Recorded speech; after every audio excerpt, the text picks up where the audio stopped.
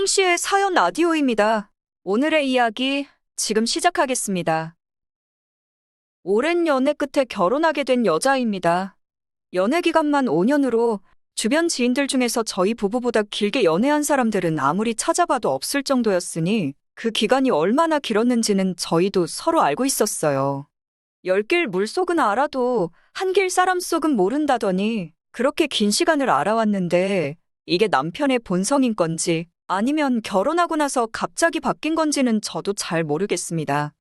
허나 요 근래 남편하고 크고 작은 일들이 하나씩 생기면서 주변에서 남자가 결혼하면 갑자기 효자가 된다는 말을 몇 번씩 듣기는 했어요.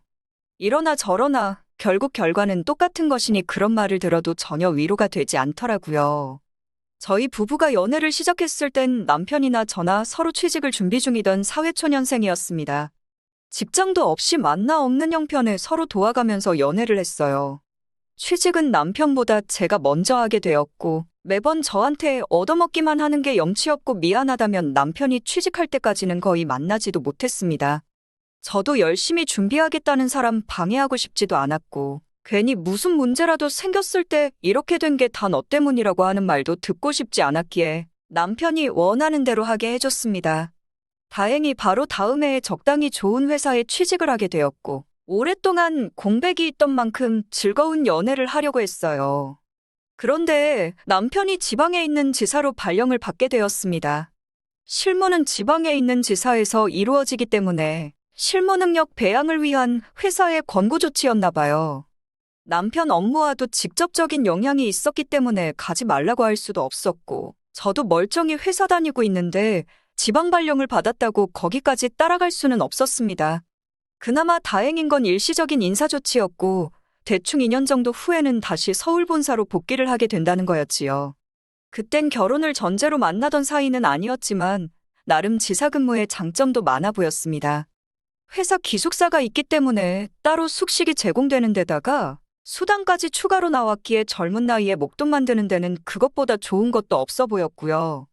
어차피 거절할 수도 없는 자리였다 보니 그렇게 2년 동안 장거리 연애를 하게 되었습니다. 한 번은 제가 내려가고 한 번은 남편이 올라오는 식으로 번갈아 가면서 만남을 이어왔어요. 남편도 제가 자기를 위해 안 해도 되는 고생을 하고 있다는 걸 알았기 때문에 저한테 엄청 잘했습니다. 그렇게 장거리 연애를 하다가 시간이 지나서 약속한 대로 남편은 서울 본사로 복귀를 하게 되었고요. 그리고 그 뒤로부터는 드디어 평범한 연애를 하기 시작했네요.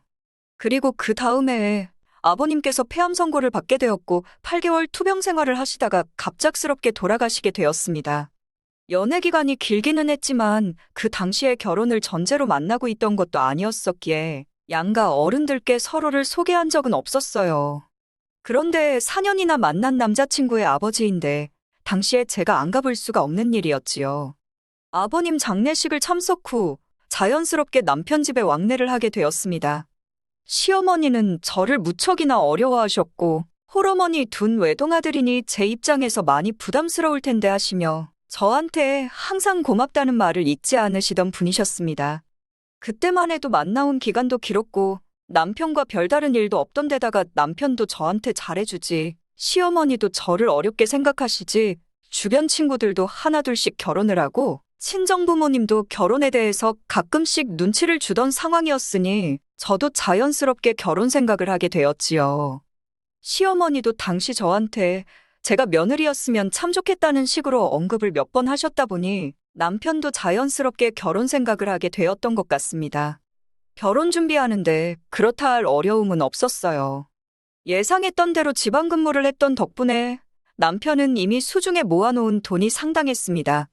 제가 남편보다 취직이 1년 정도 빨랐는데도 불구하고 남편이 모아놓은 돈이 저보다 많았으니까요.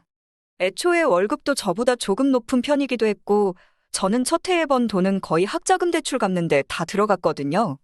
그래도 대출 좀 끼고 두 사람 돈을 모으면 서울 적당한 곳에 아파트 하나 구해서 시작은 할 수 있겠다는 계산이 섰습니다. 양가에서 도움을 받으면 대출이자 갚는 부담은 조금 줄어들 수도 있었겠지만 아버님 돌아가신 후로 평생을 전업주부로 살아오신 시어머니에게 노후자금일지도 모르는 돈을 뜯어내고 싶지는 않았어요. 남편한테 어머님 노후는 어떻게 돼 있는 거냐 물어봤습니다. 차라리 결혼 전에 사실을 미리 알고 있는 편이 더 낫겠다는 생각을 했었거든요. 남편은 걱정할 거 없다고 대신 둘이서 모은 돈으로만 결혼하게 될 것 같다고 지원은 바라지 못하겠다는 대답을 했고 그 부분은 저도 염두에 두고 있던 바였기에 그 대답을 들은 후에 결혼 준비를 시작했고 끝내 남편과 결혼하게 되었습니다. 이미 결혼 전에 시어머니와 왕래를 자주 했었기도 하고 아버님 돌아가시고 나서 얼마 지나지 않아 아들마저 결혼에 분가해 나갔으니 혼자 계시는 시어머니의 안쓰러운 마음도 있었습니다. 못해도 일주일에 한 번씩은 남편과 같이 있을 때 영상통화도 드리고 하면서 연락도 자주 드렸고 한 달에 2번 정도는 쉬는 날 시댁에 방문해서 시어머니와 함께 시간을 보내거나 했습니다. 한 달에 한두 번이 뭐가 자주냐고 하실 분들도 계실 테지만 맞벌이 부부였던 저희한테는 꽤나 많은 빈도수로 방문을 한다고 생각했습니다. 연애 기간이 길었던 만큼 솔직히 휴일이라고 해서 둘이 어디 나가서 특별한 데이트를 한다던가 하는 계획은 없었고 바라지도 않았습니다만 집에서 편하게 쉴 수도 있는데 따지고 보면 한 달에 열흘도 채 되지 않는 휴일에 2번씩 시댁에 방문하는 건 나름대로 저한테는 힘들었던 부분이 있었어요. 며느리가 시댁 가는 것과 사위가 처가 가는 건 엄연히 차이가 있잖아요? 어떤 때는 일하고 온 것보다 더 피곤하다 느낄 때도 있었어요. 그리고 시댁에 한 달에 2번씩 간다고 처가에도 똑같이 2번씩 가는 것도 아니었었고 친정부모님은 아직도 경제활동을 하고 계신지라 따로 용돈도 챙겨드릴 필요도 없었으니까요. 제가 시어머니를 어머니처럼 대할 수는 없었지만 저는 나름대로 최선을 다하고 있다고 생각했습니다. 그때까진 딱히 남편과 제 사이에 그렇다 할 문제가 있다고 생각하지 않았어요. 더 잘할 수는 있었겠지만 혼자인 시어머니를 위해서 충분히 희생하고 있다고 생각했고 남편도 그런 저희 노고를 알고 고마워하고 있다고만 생각했지요. 그런데 그게 아니었습니다. 남편은 제가 당연히 해야 할 일을 하고 있다고 생각했었다는 걸 뒤늦게 알게 되었어요. 친정아버지께서 일을 하시다가 불의의 사고로 입원을 하게 되었어요. 입원 기간은 길지 않았지만 집에서 5개월 정도 통원 치료를 해야 했고 그동안 한쪽 팔과 다리를 제대로 쓰지 못하게 되어서 간병이 필요한 상황이 되었습니다. 일자리를 잃으신 건 아니지만 그동안 출근을 못하게 된 건 당연하고요. 노후 대책이 어느 정도 되어 있었기 때문에 일은 이제 그만하셔도 되었지만 이번에 크게 다치시면서 사람 일이 어떻게 될지 모른다고 노후 자금을 좀 더 모으고 싶어 하셔서 직장을 그만두지는 못하셨어요. 그런데 한쪽 팔다리를 못 쓰시니 간병인을 구하기에는 경제적으로 부담도 많이 되었던 터라 어머니께서 아버지를 봐주셔야만 했지요. 친정어머니도 동네에 있는 가게에 소일거리 도와주시는 일을 하고 계셨지만 아버지가 다 나을 때까지 일을 완전히 그만두기도 어려운 상황이었습니다. 그래서 어머니께서는 주말만 출근하는 걸로 스케줄을 조정했고 한동안은 제가 주말마다 친정에 가서 아버지 간병을 하기로 했습니다. 그런데 남편은 친정아버지가 그렇게 다쳤는데도 가기도 한번 가봐야 하는 거 아니냐고 물어보지를 않았어요. 제가 혼자인 시어머니한테 재롱떨러 가는 건 당연한 일이고 아파서 몸도 제대로 못 가누는 장인어른 찾아뵙는 건 불편한 일이었나 봅니다. 자기가 가봐야 장인어른이 사위한테 병수발 받을 것도 아니고 장모님 퇴근하실 때까지 할 것도 없는 처가에서 가만히 벌써고 있어야 하는데 자기는 그냥 집에서 쉬겠다고요. 그 말이 엄청 서운하게 들리긴 했지만 남편이 말을 심하게 표현하기도 했지만 사실 틀린 말은 아니잖아요. 안 그래도 자기가 부주의해서 다친 거라고 자책하시고 계신 친정아버지가 당신 때문에 딸이랑 사위까지 와서 편히 쉬지도 못하고 친정에 찾아와 있으면 간병받는 아버지 속도 속이 아니겠거니 생각했습니다. 애초에 내 아버지 간병하는 건데 남편한테 도움받을 생각도 없었고요. 그렇게 3주 정도 주말마다 친정에서 아버지를 도와드렸어요. 그리고 그 다음 주에 친정어머니 출근 전에 친정에 도착하려고 아침 일찍 일어나 후다닥 준비를 하고 있는데 남편도 나갈 채비를 하더라고요. 드디어 남편이 생각을 고쳐먹고 아버지한테 가는 거 따라가는가 했습니다. 그런데 그게 아니더라고요. 남편은 오히려 저한테 오늘은 시어머니 보러 가는 날이니 친정에는 갈 생각을 하지 말라고 하더라고요. 완전 어이를 상실했습니다. 친정아버지 혼자서는 밥도 제대로 못 챙겨 드시는 상황인데 그 와중에 시어머니 보러 가는 날이니 친정 갈 생각을 하지 말라니까요. 그것 때문에 아침 대바람부터 남편하고 한바탕 싸웠습니다. 너무 서운했거든요. 그런데 오히려 남편은 그렇게 주말마다 친정에서 시간 보내고 올 거면 자기랑 결혼을 왜 했냐고 하는 겁니다. 성질은 있는 대로 부리고 자기는 끝까지 시어머니한테 가겠다고 차까지 가져가 버렸어요. 대중교통 타고 가느라 친정어머니 출근 시간에 맞추지 못해서 조금 늦었고요. 무엇보다 힘들었던 게 친정아버지 앞에서는 내색도 할 수 없었다는 거였어요. 괜히 당신 때문에 부부 사이 틀어지는 것 같다고 생각하실까봐 아무 일도 없는 척 씩씩하게 있었습니다. 원래는 어머니 퇴근하시면 집에 돌아와서 다음날 아침 일찍 또 친정으로 향하는데 집에 돌아가기가 싫더라고요. 그래서 그날 친정에서 하루를 보냈습니다. 아마 친정 부모님께서는 제가 자고 가는 걸 보고 남편하고 무슨 일이 있다는 걸 짐작은 하셨을 거예요. 다음날 저녁까지 아버지 간병하다가 어머니 퇴근하신 거 보고 집으로 돌아갔습니다. 그런데 집에 돌아오니 문 앞에서부터 화기애애한 소리가 들려오더라고요. 문 열고 들어가 보니 시어머니가 집에 계시더라고요. 결혼 전에는, 아니, 당장 얼마 전까지만 해도 저한테 고맙다고 저 같은 며느리를 얻은 게 복이라고 말하던 어머님이 저를 쳐다보는 표정부터가 달라졌더라고요. 혼자 친정아버지 간병하느라 고생했다는 말까지 기대한 건 아니지만 이제 왔느냐며 차갑게 말하시는데 그때의 기분은 아직도 말로 표현하기 힘드네요. 어머님께서는 어쩐 일로 오셨냐 물으니 아들한테 이야기 들어보니 제가 제 할 도리를 다하지 않는 것 같아서 감시쳐 오셨다더군요. 그동안은 알아서 잘하겠거니 하고 간섭을 안 했는데 오늘 와서 보니까 아주 결혼 생활을 날로 먹으려는 것 아니냐며 저한테 잔소리를 시작했습니다. 아마 제가 전날에 집에 안 들어오고 친정에서 하루 자고 온다는 말에 남편은 그 길로 시어머니 모시고 집으로 돌아온 듯 싶었습니다. 그리고 그 사이에 어머님은 냉장고 검사부터 다 끝내시고 잔소리할 것들을 준비해 두신 듯 보였어요. 아니나 다를까 냉장고에 있는 반찬 가게 음식들을 보고 뭐라 한마디를 하시더군요.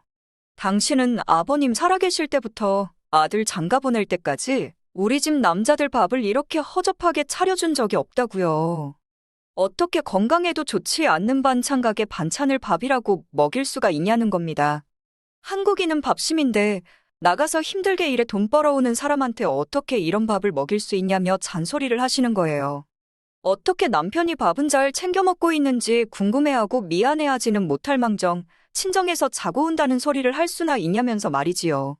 남편도 그동안은 밥 가지고 한마디도 안 하던 사람이 시어머니 말에 동조하더라고요. 듣고만 있을 수는 없어서 나도 똑같이 나가서 힘들게 일하는 사람이라고 남편이야말로 맞벌이인데 집안일에는 일절 손 하나 대지 않고 저 혼자만 하고 있다는 사실을 말했습니다.